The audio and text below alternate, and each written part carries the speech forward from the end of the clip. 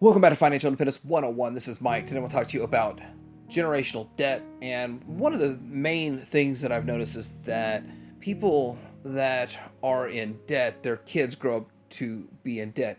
And these are learned behaviors, not the debt itself, but a lot of the psychological aspect of the learned behaviors. But if you understand these psychological aspects, these behaviors, then you can buck the trend. Lately, credit card debt has been shooting through the roof and it's climbing, but it's gonna get even worse, obviously, because of the fact that not only do we have high level of credit card debt, but we have high level of interest rates on those credit cards. And as interest rates continue to climb, people that aren't paying them off are gonna stay in debt in this endless cycle. So in this video, I want to give you some ideas and pointers to maybe change your mindset if you're stuck in this trap. But the good thing about generational debt is parents who are debt free and show their kids why it's so important to be debt free generally raise kids that are debt free. I see this all the time. Let's get into talk about this, and there's a few other little surprises along the way coming up. Now, if you click on this video and you think that I'm going to be talking about each generation's amount of debt that they carry, or are you responsible for your parents' debt? Well, I'm going to cover that real quick before we get into the psychology of all this, but are children responsible for the parents' debt? And the answer is generally no, but here's a couple of areas. If you co-sign for a loan or a credit account, then you could be responsible. Power of attorney, if you have the legal guardianship, then adult children hold power of attorney. They could have to use the parents' assets to satisfy outstanding debts, and sometimes, sadly, the assets don't truly cover all those debts. So that's an issue. Jointly owned assets, if you own an asset with your parents and they pass away, you could owe debt on that. And fraudulent transfers of conveyances. Here's the thing, I don't know all the laws and all this, but the rule of thumb that I've heard, and I've dealt with a couple of these already in my family, is that if somebody's going to go after you for your parents' debt, they can only go back 5 years for the most part, and that's what I've heard. But you might want to check with an estate planner or an estate attorney for better answers on that. But that's kind of what I've seen whenever it came to when my grandmother passed away, my grandfather passed away, and then my wife's, my grandmother-in-law passed away. So really, that all had to be taken into account, and I kind of avoid that myself with the housing situation. Now, looking at each generation, generational debt refers to the financial burden carried by different generations. Here are some of the key points about generational debt. Generation X has the most total debt on average, followed by millennials, and Gen Xers have the highest level of mortgage debt, while millennials have the highest average debt. Credit card debt is the most common form of non-mortgage debt across all generations, and baby boomers have varying debt balances, with Gen X holding the highest average debt. Gen X, hey, I'm Gen X. So kind of looking through here, Gen Z average debt, total average debt, and Credit Karma members' average debt of Gen Z is $16,283, millennials is $48,611, Gen X $61,036, baby boomers $52,401, and silent, I guess born 1928, 1945, is 41,077. So the reason you're not seeing like any of these groups having 200,000, because some people have 200, 300, half a million in debt, is because that's outweighed by all the people that are completely debt free, which is where I am, and I would hope everybody else wants to be too. Now, research has shown personality traits have a high correlation or connection to accumulating debt. And while personality traits alone don't determine financial behavior, they can significantly influence the way individuals approach money management. And here are some key findings from studies that have explored the relationship between personality traits and debt. And these personality traits are learned. Some of them are learned from the parents, inherited from the parents. You're not inheriting their debt, you're inheriting the behaviors that you learned from them. So the first one is impulsivity and debt. Impulsivity is a tendency to act without thinking about the consequences and often driven by a desire for immediate gratification. Studies have found that individuals with high levels of impulsivity are more likely to have problems with debt, as they may make impulsive purchases, fail to plan for the future, or struggle with self-control as it comes to spending. Now, I think the solution to this and a lot of the problems that are personality traits is to have a plan and stick to the plan. And especially if you're married, have a plan, stick to the plan, and both of y'all are on track, and both of y'all are focused on the same goals, such as getting out of debt, or if you're out of debt, staying out of debt, making a plan. But let me tell you this, changing your traits, your personality traits, changing your outlook on finance is not easy. It's hard. So starting to identify these traits and say, that's me. I'm impulsive and I go out and I buy something on the fly. Well, let's look at conscientiousness of debt. Conscientiousness is the personality trait associated with being responsible, organized, goal-oriented. Research has shown that individuals with high level of conscientiousness are less likely to accumulate debt, and they tend to have better budgeting, planning for the future, and controlling their spending habits. So a lot of parents that are conscientious and conscious with all the money and spending and everything that goes on in the house. So example would be my wife and I were constantly talking about food prices and cost of food, and then when the kids ask for something, we discuss how it's going to be paid for and things like that. That is in their face, not just here's the card, get whatever you want, and then run up a whole lot of debt. And then that the behaviors that we're instilling in our kids is that you think about the money, you think about how you're going to pay for it, and then they hand me the money if I buy something for them off the internet, or I pay for something for them. They're paying it for themselves. I mean, Christmas and birthday are different. Conscientiousness, so there's two different counterbalances from impulsivity to conscientiousness. So extroversion and debt. Extroverted individuals are outgoing, sociable, and assertive.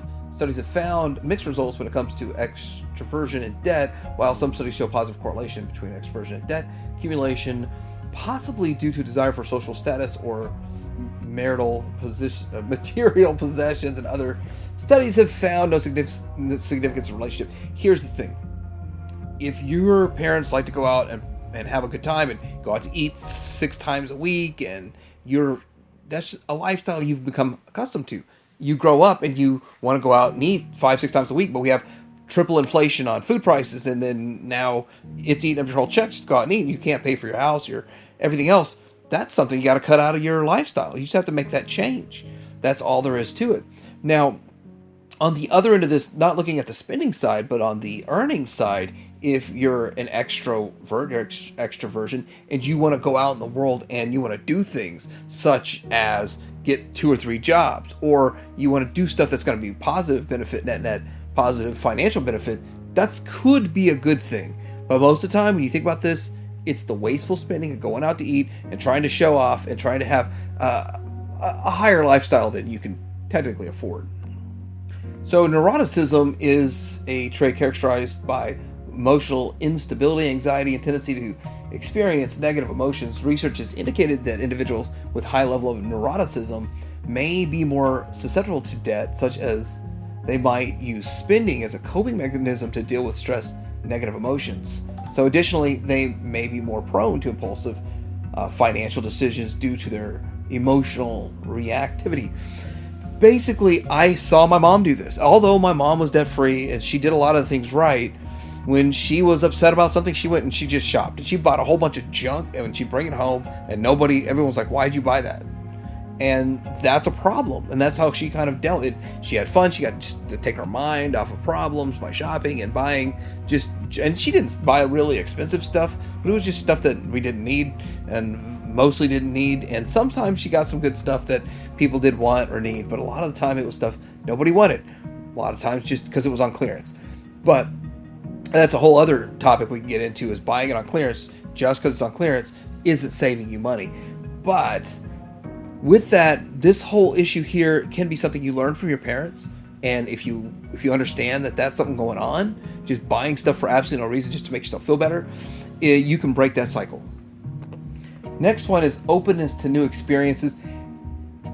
Openness to those experiences is a trait associated with creativity, curiosity, willingness to explore new ideas. Relationship between openness and debt is not well established as a trait, but some studies suggest that individuals with high levels of openness may be more willing to take debt for novel experiences. Now, I have very specific examples of this. I mean, I know people in my family that have a lot of debt and struggle with debt and even owe on some taxes and stuff.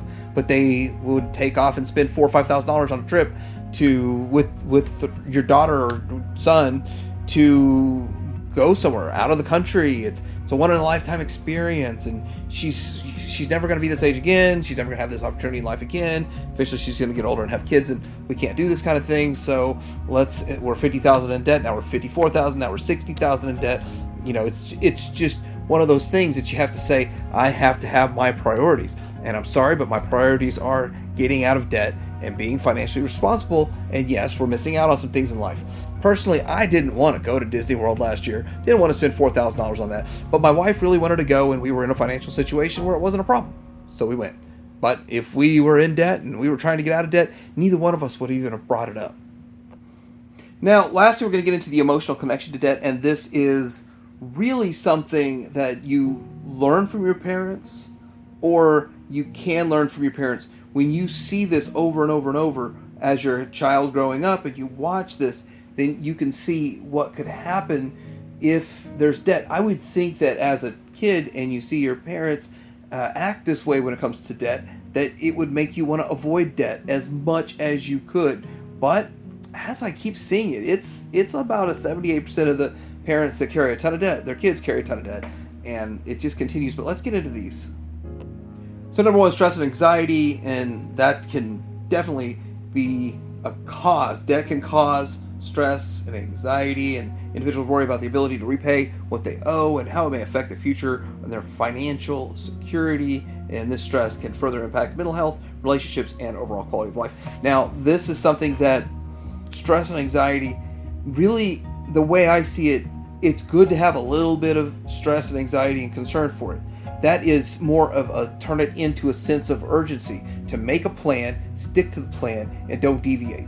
That's the way I see it, but could be that people overstress and they don't think about it, and then during that stress they go out and just spend more money to feel better, which is, it's more of, it's not medicine spending money to get better, it's more of the pain or more of the poison in your financial world.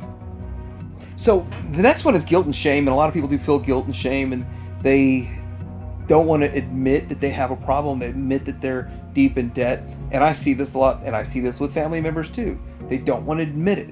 And you know, the thing is that if you admit that I'm deep in debt, I want to get out of debt, this is my goal, this is where I'm at, and you tell everybody around you that, hey, I'm working on getting out of debt, I'm working on a strong financial future, I can't go out and eat $70 meals every weekend, I can't go partying all weekend, and I'm not going to be driving a brand new car for the next 12 years. I'm going to drive an old car, it's cheaper to keep her. I'm going to be living in my house and trying to live as cheap as possible. And of course, everybody knew that about me. They knew I was cheap. Everybody knew that. Everyone has stories. Everyone around me had stories. You know, Mike at work would tell you how much one towel would cost, how much all this stuff was, how expensive it was, how cheap it was, and just people have stories about me. And then of course my personal life and how I drive old cars, and people laughed at me for driving an old car, and I laughed right back at them because I knew that they were broke and they were in debt. So, you know, you've got to get over that in a way. But I actually kind of loved it. I fed on that. When people would make fun of me about doing something that was cheap, I laughed because I was like, yeah, you don't know how much money I got in the bank. You don't know how many investments I have, and they're growing. You don't know the house is paid off. I mean, that car's paid off. So I just literally fed off of it, and you could too. But you have to get those behaviors correct, and then don't worry about what anyone else thinks. So the next one is fear and avoidance, and a lot of people will fear confronting debt can lead to avoidance behaviors such as ignoring bills, refusing to open bank statements, and failing to seek financial advice. Avoidance can exacerbate financial problems and is often a result of missed payments, late fees, worsening credit scores. Here's the thing, you just need to lay it all on the table, make a plan, and go after it. And the more you ignore it, the bigger the problem's going to get. If you know it's a problem now and you ignore it, the problem's just going to snowball into something that at a certain point it will be impossible to overcome. Like if your debt's $1.2 million and you're only making like $30,000 a year, yeah, that's going to be pretty hard to overcome. But if you say, hey, I got $27,000 in debt now, and I'm going to start working on getting that under control, and I'm going to make the hard choices and do without a lot of things. I'm going to live a very modest lifestyle at a quarter of my income, quarter of my means, and pay the rest of it down. That's what you got to do.